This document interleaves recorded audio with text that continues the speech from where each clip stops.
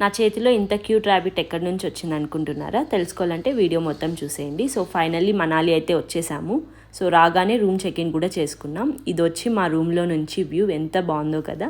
And ఈ mountains అయితే గుర్తుపెట్టుకోండి, దీని గురించి తర్వాత మాట్లాడుకుందాం. అండ్ ఫస్ట్ డే మా మ్యారేజ్ యానివర్సరీ కాబట్టి టెంపుల్తో స్టార్ట్ చేయాలనుకుని టెంపుల్కి వెళ్ళాము. ఇది వశిష్ఠ టెంపుల్. చాలా అంటే చాలా బాగుంది, ఆర్కిటెక్చర్ అయితే వేరే లెవెల్.